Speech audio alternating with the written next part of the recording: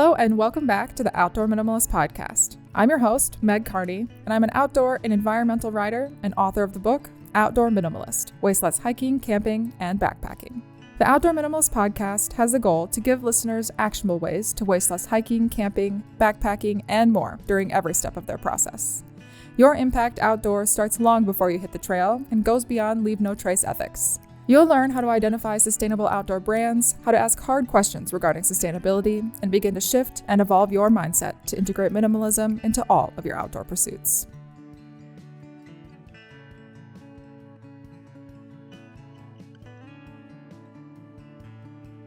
In episode 109 of the Outdoor Minimalist podcast, we discuss how running events, whether they're trail or city courses, can become more sustainable, reduce their waste, and be more inclusive for the community they're running through. To help me do that, I sat down to chat with Brian Mister. Brian is the co-founder of the Around the Crown 10K presented by Truist, ATC 10K for short, which was founded in 2018. While working with major event producers in Charlotte, North Carolina, including the U.S. National Whitewater Center prior to creating the ATC 10K, Mr. envisioned an inclusive, accessible, and sustainable running event that would allow participants to race on a closed major interstate around Charlotte's uptown. Surviving the global pandemic and seeing an increase in not only participant registration, but also volunteer, community nonprofit, and sponsorship support, Mr. is now on a mission to share with race directors how they too can grow their races and make an impact in the community where their race is being held.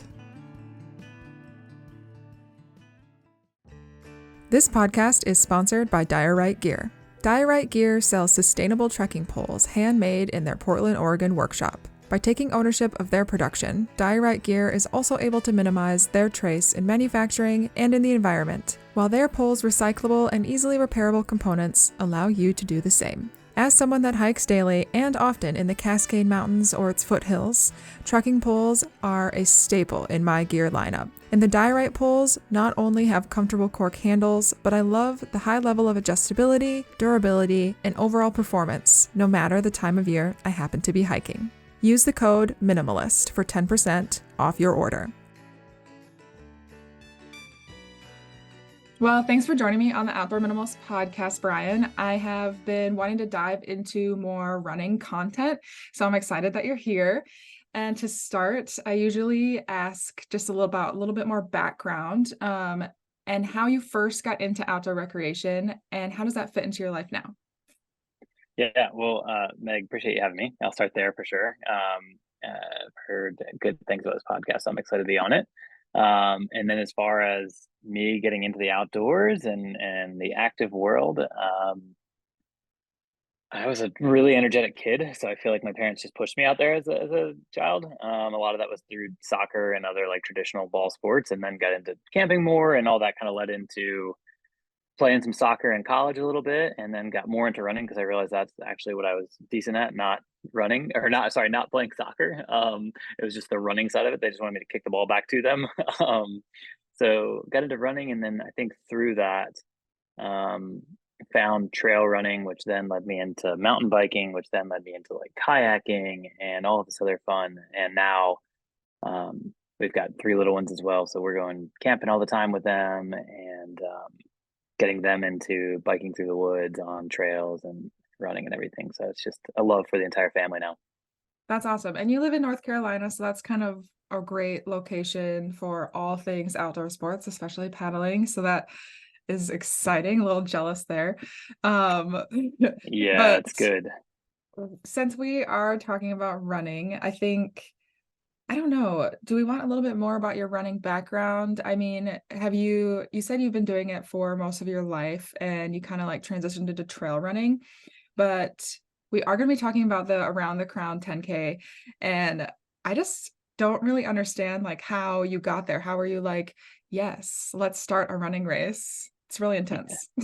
Yeah, for sure. And I kind of ebb and flow on trail running and road running, and I'm currently training for a longer distance trail race, but I do road running and trail running. Obviously, it's just sometimes my training leads more to the woods, and sometimes it's just on the sidewalks around my neighborhood. And back to the paddling real quick too. I used to work at the U.S. National Whitewater Center, which is located here in Charlotte, which is where the Olympic training facility is for canoe and kayak. So I got to see so much fun through that, and that's really where I got into trail running and kind of got to dip my toes a little bit more into race directing and what that sports marketing world looks like. And that's kind of how this story starts, a little bit of around the crown of I dipped my toe in there into race directing and then went on to work for the Charlotte Marathon and got to assist there for a few more years and loved that and loved kind of seeing the running community come together as much as I enjoyed the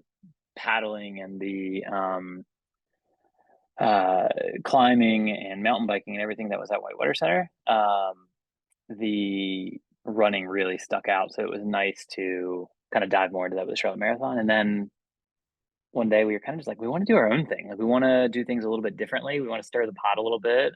And some of that was sustainability. Some of that was inclusivity. So my wife and I wanted to try our own thing. And we were driving on the highway and said, wouldn't it be cool if there were runners on here one time? And started down that road of conversations with the local Department of Transportation, the state DOT, and a few other people. And it probably took about 2 years of conversations. And then somehow I don't even know if we got to a yes, but we didn't get to a no. So we had the race that first year. It went well. And we've been having fun since then. I mean, there's been bumps in the road with that whole like global pandemic thing and mass events, but we've enjoyed our time putting on a 5,000-6,000 person running race on a highway here in Charlotte. Yeah, what year was the first year that you did it? It was 2019, September of 2019. So it's like And right before the pandemic. oh yeah, nailed it. And my wife and I, and maybe me a little bit more, are blindly optimistic at most times. So I think what we've said is like, thank God we did it in 2019 and not 2020. Like I'm fortunate that we had 1 year under our belt. People got to see what we really wanted to do. If we had tried to do that in 2020, I'm not sure if everyone would have understood what we were really aiming for. And we still had a race in 2020. We ended up doing an alternative race that was inside this 250,000 square foot building where we would let 30 people in every half hour from 7 a.m. to 7 p.m. And we did it for 7 days a week. And we went through 2,000 people in a full week. So we had a race. We never shut down any roads. It was a very public course. We went through graveyards. We went through shared streets. We went through anything you could imagine. It was one of the only like alternative races in our area, if not the only. So most people were doing virtual, where it was just go out your front door and run the same course you did last week to support this other race.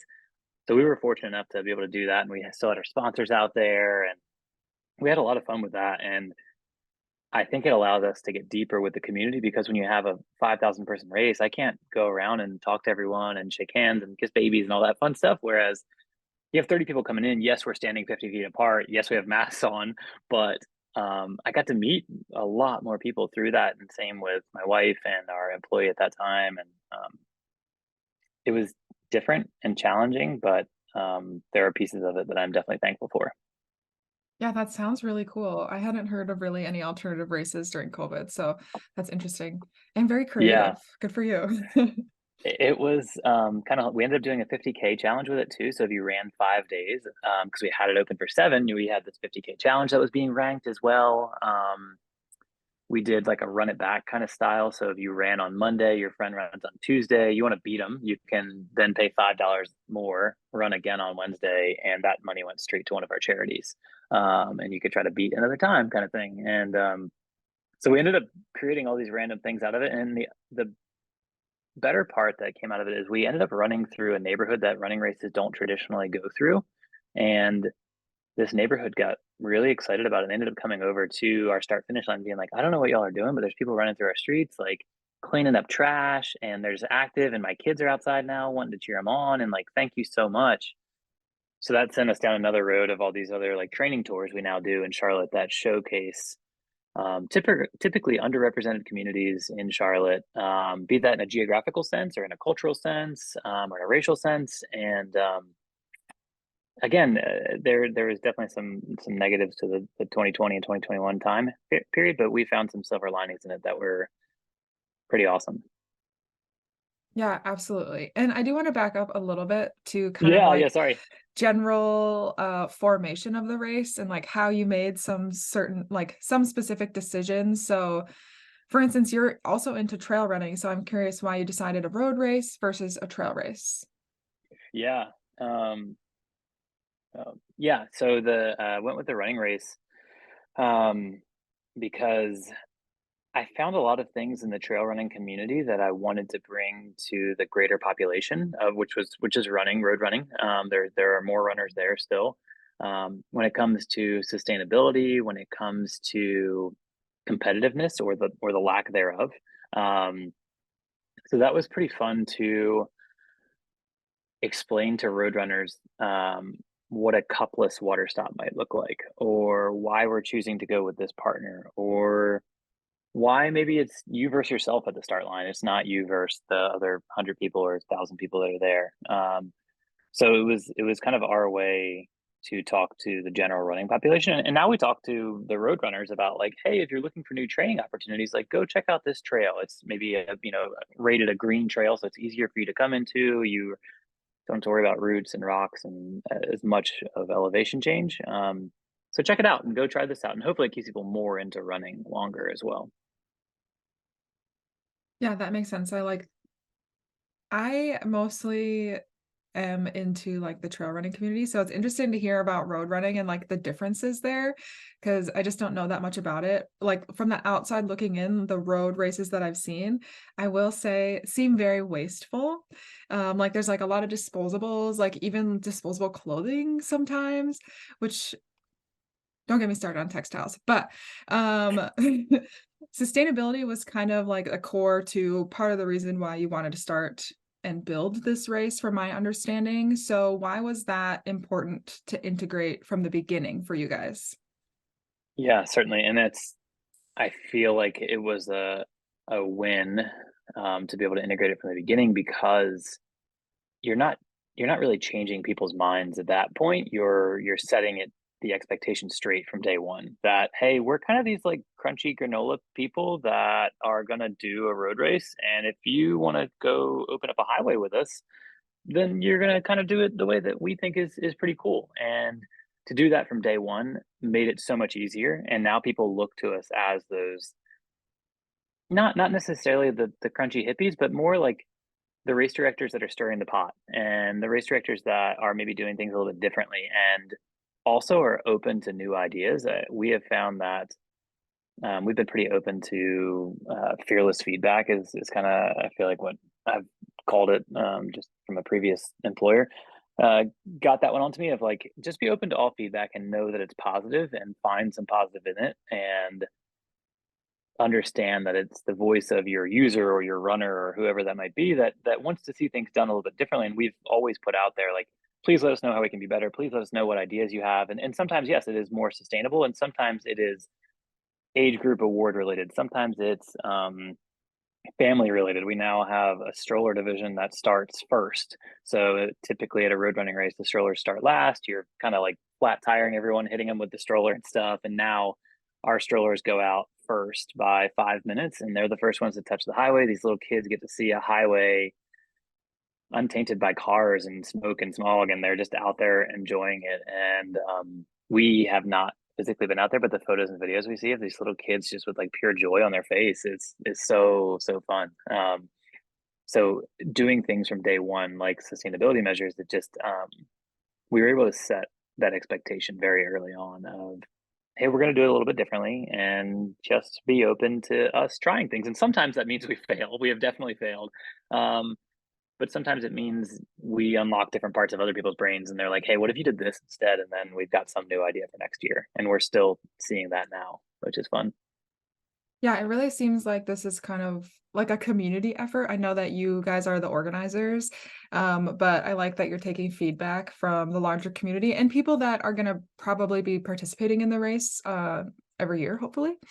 So, what was kind of your process in developing all of those different aspects? Because I'm assuming you had kind of an idea from working with the marathon and running different races of like how to organize this and what it looks like. So, Yes. What was your Yeah. process for creating like a more sustainable event and also like a lower waste one? Yeah. So we went to our partners for a lot of it. And I know, and we like you said, we don't have to go down the road, but one of our earliest sponsors and people we work with the most is this brand called Recover Brands. They are in the textile industry. They create all, and what's nice is they've been doing it for like 15 years now. They create all of their garments through recycled plastic bottles. Now it's pretty trendy. You're seeing Patagonia do it and everyone else do it. They've been doing it for a while, and now they've even taken the next step where they take all of those garments back when you're done with them. So we do like a repurposing program at our races where you can turn in old race shirts and they'll break them back down and make them into new shirts again, which is looking for that next step. Like you said, textiles they have an opportunity to be a lot more sustainable. So it's fun to see this local business here in town called Recover that does a lot of that already. And we went to them on like, hey, how do you see this working? Like we know that you're like us and pretty crunchy. Like what opportunities do you see and what other races are you going to? Because we know that they're working with some of the most sustainable races in the country. And they were working with like Big Sur Marathon out your way, and they were working with a couple others. And they have been for a decade or so. So we learned a lot through them. Honestly, we were leaning hard on them, and any of the beneficiaries or sponsors that we were talking to, we were asking them, hey, what have you seen? We know we are purposely reaching out to you, XYZ, because we know that you are sustainably minded as well. What have you seen, and how can we bring that into running? Or can you connect me with that other race director who maybe is in the trail industry or maybe is in the cycling industry or the triathlon industry? And how do we bring that into this road race in Charlotte, North Carolina? So a lot of it, again, was just putting the word out there that we are hoping to do this. And each year we've kind of learned a little bit more. We now, like, for instance, our cups, we use this company out of Florida called Hiccup, and they are like silicone cups that they bring and they set up at both of our water stops. We do about 7,000 at each water stop, which means that would be 14,000 paper or plastic cups out in the world, aka either a landfill, hopefully, because hopefully they don't just go like amuck in the city and just blowing around. Um, but they now bring those in when you drink your water. It's just like normal. You throw it into a trash can just like normal, but it's not actually a trash can. It's a recycling bin pretty much, where they then collect those, take them to like an industrial dishwasher at like a hotel or something, and wash those and prepare them for the next race. And we've been using them for 3 or 4 years now. And they're now up to like 10, 15 states with probably 50 or 60 races. And it's a one cool product that we're utilizing, but there's obviously a lot of easier ways to be sustainable as a race as well that I'm sure we'll go into. Yeah, that's really cool. I am curious kind of like if you compare yourself to, I know there's other sustainable races out there, but like maybe just looking at like the Totally. standard running race. If you were to compare your race to them, what would be some of kind of the biggest parts that you cut out to reduce waste? So the cups and the I think, shirts probably, but otherwise, are yeah, there for other stuff? yeah, a lot of our finish line food, I would say it's a big part of it. And then so on that, meaning like we work with a local grocer called Harris Teeter, that started here in Charlotte. So they um, all of the food that they prepare or that they bring is all compostable, meaning it's just fruits. It's just oranges, bananas, apples, plums this year. So it's all compostable, and we work with a local composter to assist with that. Um, with that said, we are bringing donuts this year because donuts. So nothing about a donut is compostable, but I would imagine that is going to get fully consumed. And we've already worked with a food shelter to make sure that if we do have leftovers, we'll be taking that to them to then immediately distribute back out to the community. Um, so I'd say that's a big part of it too, just thinking through composting and what zero waste looks like. And then some of the smaller things that has added up for us is like kind of a medium size race is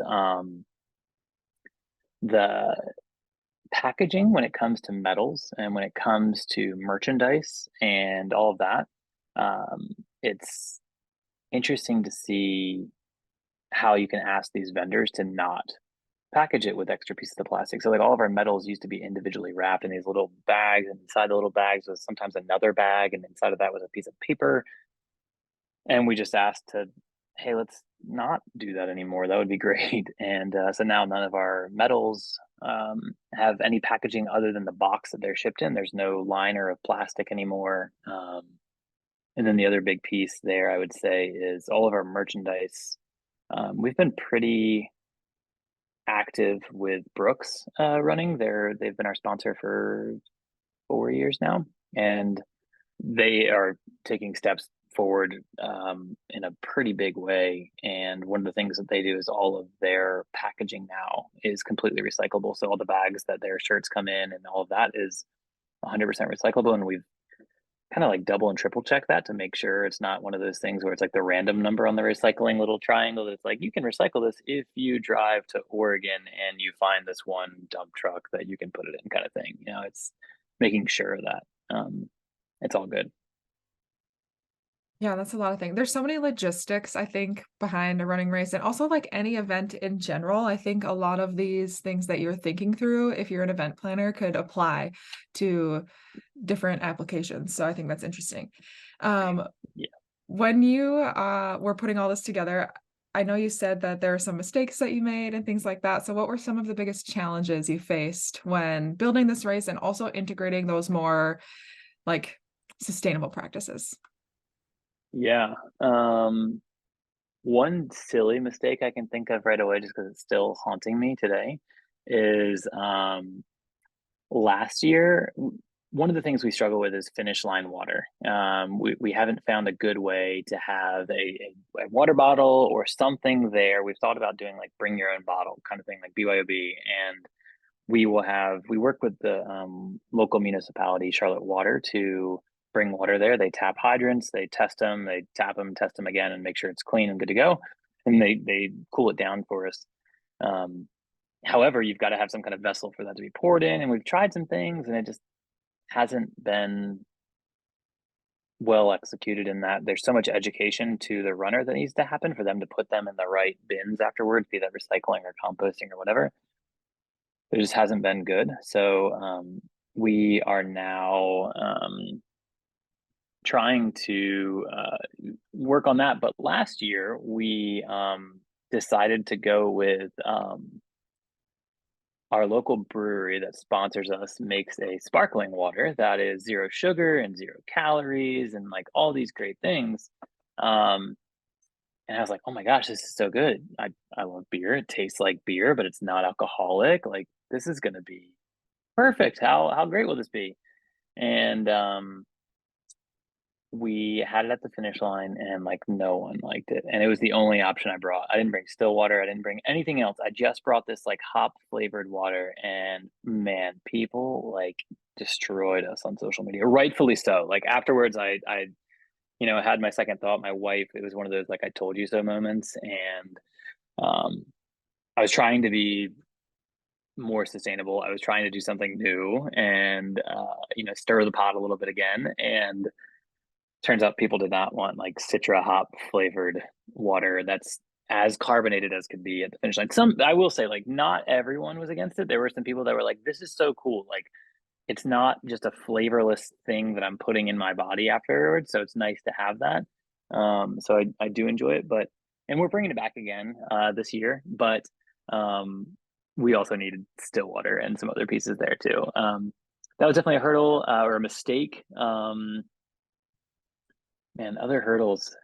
Some of it is just the education side of understanding these pups the way we're doing it. Some of the decisions we make when it comes to we do a opt out option for our medals. So if you don't want a medal at the finish line, you can opt out of that, and we take that money and donate it to a separate beneficiary that's part of the art community here in Charlotte. And we've gotten some pushback on that a little bit of like, wait, if I don't want my medal, why don't I get like a discount kind of thing? It's like, oh, well, can't, like, there's still a value there, so we need to push that on. And it's just the education, and it's I think there's hurdles there, but the way we've repositioned it as just constant communication. We are all over social media and newsletters and everything, just constantly telling people the good and what these changes are. Um, so yeah, we're working through it. Yeah, it makes sense that the education piece, like specifically for the runners, would be one of the bigger hurdles because there's probably like a standard. They're used to something specific if they've done a lot of races. Yeah, And so like when it's different, it can be surprising, like in the moment. But it sounds like people are coming around to your they're ideas, which trying. is great. Yeah, they're trying. So what are some of the positives, like positives that you've heard from racers and also positives in terms of environmental impact? So a few of the positives I think we found with this is um, from a business standpoint is sponsorship. We are now connecting with companies that have these like-minded values and know that the demographics that we hit from an age and median income and all that stuff have been looking for some kind of event in Charlotte that would make sense for them to put financial backing towards. And it's non-traditional typically, so it takes a little bit of work to find these people and explain to them like what your sustainability efforts are. But when you find them, they've like been searching and they're like, we have this money that we want to give to someone for sponsorship and the demographics that you hit. So um, that side of it for sure works out. Again, it's obviously like a little more work making sure you have your demographics and your data and these recap videos and everything together. But it makes for a really good story to be told by these companies that are doing work in sustainability and DEI, and it's nice on that side of it for sure. The other positives is honestly there's some money savings in it too. I mean, I think a lot of people think sustainability and they think that it's going to cost more, but one of the big things that we've cut out is like a lot of paper usage. We don't do like rack cards anymore, like the little like 5x4 pieces. We used to put those in a lot of running stores, and now we just do posters. We probably print out like 30 to 50 11x17 posters, and that's where we do that print media because I know it's necessary, or it's helpful. But we push so much more money and still not as much towards Google ads and social paid ads and things like that. But then the other big one is our bibs are now half the size compared to what they used to be. So so it's probably like what is that, like 2x7 or something like that now. So we can still fit all the sponsors on there, the timing chip still fits on there, all of your information still fits on there. But because it's half the paper, it's more sustainable, and because it's half the paper, it's half the cost. So there's some positives there for sure. Those are the main ones that come to mind right now for sure, though. Yeah, and I just kind of thinking, I don't want to breeze over this because I know it's a big part of your guys' organization of the race. And how has inclusivity kind of fit into that? Because there are a lot of underrepresented communities that would benefit from a race like this or an event like this, as you mentioned.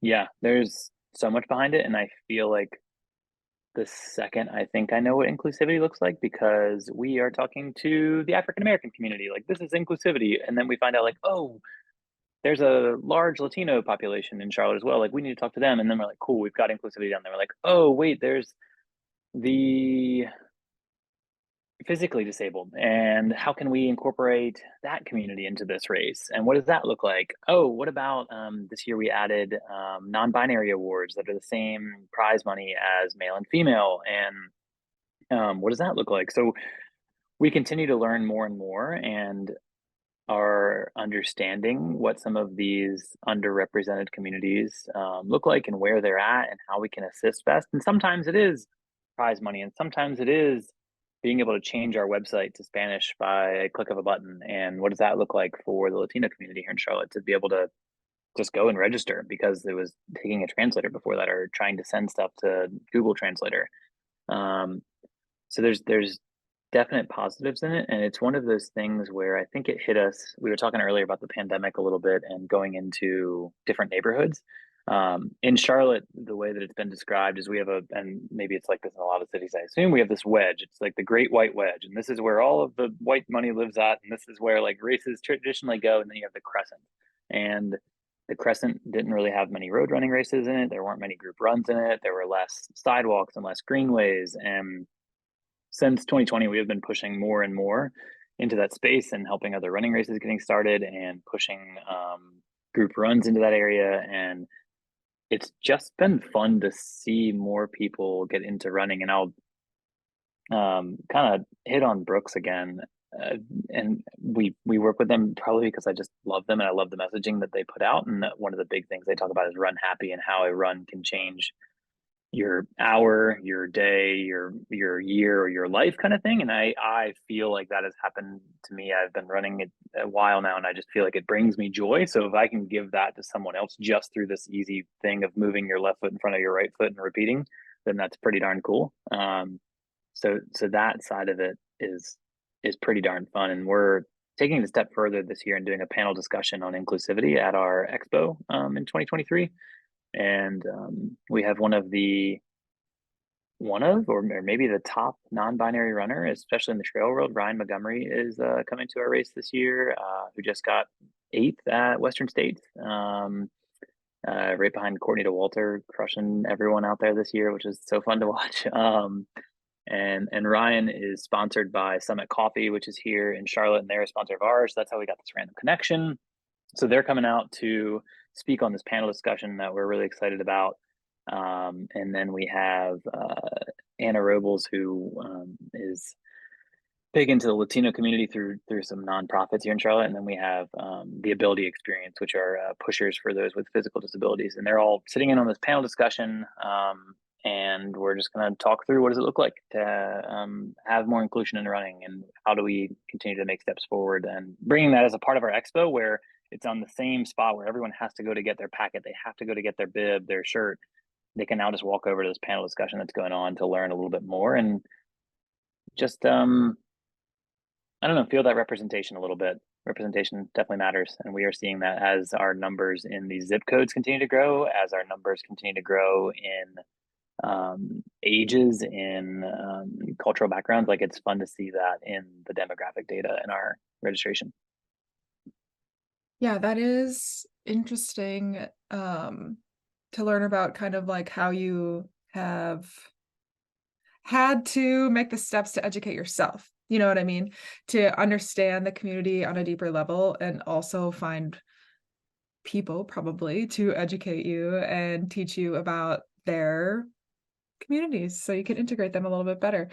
And it sounds like every year you're kind of learning more and adding new things to the race, or taking out old things maybe that didn't work as well. So what do you have going on in the future? Where do you kind of see this race going? And are there any specific things that you have changed along the way to improve it?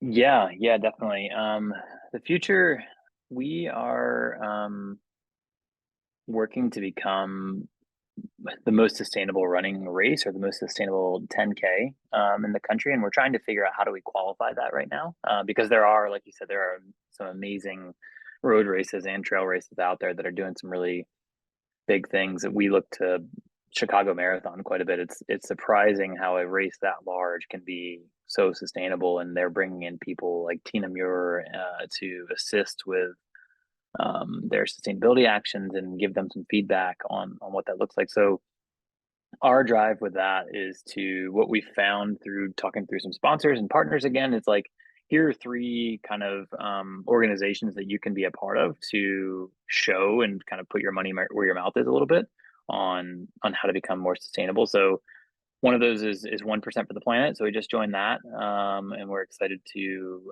continue to give to the nonprofits that we were already working with. They are members of it as well, so it kind of worked out. I think we've probably been doing this for the last 5 years and just never really had the little badge to show it. So now, being a part of that and talking about it a little bit more, I think will continue to educate us and the community. Next is just the carbon neutral side of things, and working through our climate neutral and getting that certification, and then hoping, I know it's a much more difficult one, but hoping to lean into B Corp as well, and looking at getting that certification, knowing that if we have those things in place, the little that we have learned as we've kind of grazed the surface of these organizations is they are putting out constant education behind what it looks like to be sustainable and who to work with, and what are the carbon offset programs that you should be working with, because we've checked them through our standards to make sure that the money's going to the right place, and adding things like that into our registration, knowing that we have 36 states represented this year. Those people are flying in or driving in or whatever that is. Can we add a carbon offset program to our registration and let people buy those as they're registering and pieces like that? So I think the future just, yes, I think our race is going to grow in numbers, but how do we lessen our impact as we grow? And what does that look like to have a zero waste event and pieces like that? I think the race has grown naturally now for the last 3 years. So it's that side of it I'm not as focused on right now. I think the marketing side of it comes natural to me just because that's my background as business degree and all that fun stuff. So having to get even more education on sustainability has been really fun, and I'm excited to learn that side of it for sure. Are you going to have a cap on the numbers? Like, can you only grow to a certain capacity, or is it like infinite? Yeah, so the little bit we've talked with our city about this is, hey, you're good for now. Where you start at is appropriate. It's a 40-foot street, so we can get a larger start finish truss there if we need to. It's right next to a park, and our minor league baseball team, which has 200 bathrooms at it, so we have no concerns on that footprint. Um, the next piece of it is just the time. How long does it take to move 6,000 runners, 7,000, 10,000, 15,000 runners through the space? Um, and they've kind of just told us like, hey, if you get close to 10,000, like maybe we should talk a little bit more. But right now, I wouldn't even call that a cap. It's just like our next field that we'll enter into. With that said, I think the limiter may be my wife and myself, of us wanting to keep this like somewhat intimate. I, I think that our growth isn't necessarily in this race. I think it's going to be in other parts of the running community here in Charlotte and North Carolina. And I can't say I know what those things fully are yet. They're starting to develop through a track series that we're starting to put on, and a couple other races that we've been helping with over the last like decade, and growing those and becoming more sustainable in different parts of the year and in different parts of the community. But with Around the Crown, I mean, I personally think right now 10,000 sounds like a pretty big number, and I don't know if I want to go much bigger than that. Because there's probably other logistical pieces to that I'm not thinking about that will most likely involve more staff, and I'm very comfortable with it being myself, my wife, and one other lady who helps us out, Lisa, and I'm not sure if I'm ready for more staff, so it might be me limiting it more than the city or the state. Absolutely, that's fair. I mean, it makes sense that you want it to be more of that intimate environment, especially if it's very community based. It's cool when people from other areas of the country come in, but having it kind of focused in the Charlotte area to really like capitalize on that inclusion, I think is really cool. For Um, sure. so if we're looking kind of like at a broader picture of the running community in general, like across the United States specifically, what do you think other races can be doing to kind of like follow your example and other race examples like the Chicago Marathon you mentioned to lower their footprint, whether they are just starting a race or they have been running a race for several years? Yeah, I think the thing that we did last year that has been really helpful for us is we joined this community called the Low Impact Alliance. Have you heard of them yet by chance? I don't know. It's not They're ringing a they're bell, fun. so I'm going to say no. Yeah, they're newer for sure, but they I'm on a couple different like pieces within them. They're coming out to TRE, or the running event this year in Austin, and we have like a sustainability panel discussion going on that I'll be a part of with a couple other there's another race director on it, and then I think a store manager or owner of a running store out in Cali that is going to be on the panel as well. And it's joining them. I've learned so much through them. They've got a couple different ways to kind of chat with them and learn more, and everyone's just constantly sharing um, best efforts and ways to do a little bit better. because the education is first. Like, there's no reason to start putting money towards things if you don't really know why you're doing it or what you're doing. So joining them or just being open to feedback and putting it out there, I think is another good step of just saying, hey, we are looking to be more sustainable and we don't know how to do it, and being completely transparent and vulnerable to the idea of like, I'm not coming with a solution. I'm coming with a question, and I would love to know what my community wants. What do you want to see that could make us more sustainable, and how do you find ways that we can partner with the local community? Because I think part of being sustainable isn't necessarily the traditional reduce, reuse, recycle kind of thing. It's more of like using local vendors and using local partners to work on that. So knowing that your sponsorship is all local, and maybe rather than working with, and this is not to put them down at all, but like maybe rather than working with like Chick-fil-A, you work with the local chicken sandwich spot around the corner, and whatever that might look like, as an example. Again, not to call out Chick-fil-A in a bad way here at all, but there are definitely ways to work with more local opportunities. And I think that's another version of sustainability for sure. Yeah, I would say on the podcast, we talk about sustainability in that broader sense where you're encompassing the community as well. And that seems to be kind of like a core to your guys's mission and yeah, everything, your ethos, if you want. Okay. Yeah, I love it. Also, why is it a 10K and not like a different distance? So we did quite a bit of research on it.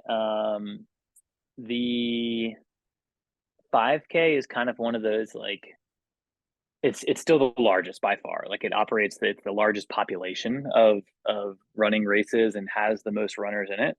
But it's very much like you do it and then you kind of like move on. It doesn't have a high retention rate. And then when it comes to like a half marathon or a marathon, they're almost a one-off too. It's like you do that one and then you want to do the next city. You've done Charlotte, now you want to go do Raleigh, or you've done Bend and now you want to go do Eugene, or whatever it might be.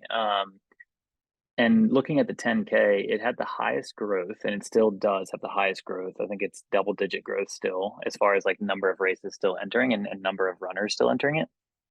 Because it's that great in-between step where if you're a seasoned runner, it can still challenge you, but you don't necessarily need to train for it so hard. And if you're new to it, it's the next step after the 5K of like, okay, I think I'm ready to kind of pick it up a little bit, and I'm gonna actually need to train for this. And the other big pace is it has the highest retention rate. It has like a 22% retention rate compared to half, full, 50K, 5K kind of stuff. So yeah, definitely a reason for it. And there's not many of them in Charlotte. There was one when we started. I think there's only one other one. So we kind of stand out a little bit for that purpose as well. Yeah, I will say I haven't seen a lot of 10Ks, unless they're like grouped in with other races, like if it's like a bigger marathon race, they'll have like the shorter distances with it. But Yeah. yeah. If you look across the country too, it's actually, they rank as some of the largest races too. So you have Boulder in Colorado. That's typically it's typically the largest, or kind of switches back and forth with Peachtree, which is in Atlanta, which is also a 10K. Both of them have about 55,000 people, which is absurd. And then Cooper River, which is in Charleston, just south of us, they have about 35,000 at theirs. And those are some of the larger races. If you, even including like a Boston, New York, and Chicago, like they're up there with the sizes of those, but the cost of entry is so much less that people are willing to pay $60 for a 10K. Because when you compare that to a $200 marathon, it's like, oh yeah, this is easy kind of thing. So 10K is an interesting distance. It is. Yeah, I was surprised. That's why I had to ask. I don't know why Yeah, in I the love it. original questions. Awesome. So, how can listeners learn more about you and the Around the Crown 10K if they want to participate? Yeah, for sure. So website is up and active. It is aroundthecrown10k.com or atc10k.com. And on there is links to our social or email. Myself or my wife get all of those. Our Instagram handle, which is where we're most active, is at aroundthecrown10k. And then feel free to shoot me a personal email. It's just Brian, Brian, at atc10k.com or at aroundthecrown10k.com. And my personal Instagram, which is, again, where I'm most active at.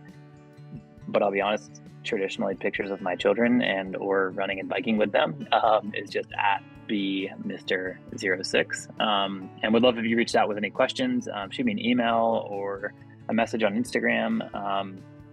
I'm very open to questions and can point you to links for Low Impact Alliance and this vendor that we use, because the more people doing this, the better. And I think it becomes more accepted and celebrated in our communities, which is the direction we want to head. Absolutely. It would be awesome to see this become the norm, if you will. Agreed. But I'll be sure to link all of that information in the show notes so people can find it easily there. But with that, thank you, Brian, for taking the time to chat today. Thanks so much, Meg. Thanks for listening. And if you like what you hear, let me know. Leave a review and be sure to subscribe so you never miss an episode. You can find us on Instagram at outdoor.minimalist.book, on YouTube, or subscribe to our weekly newsletter at theoutdoorminimalist.com. For even more updates, other educational resources, and to help build an outdoor community with the shared goal to create a better outdoor space as we recreate.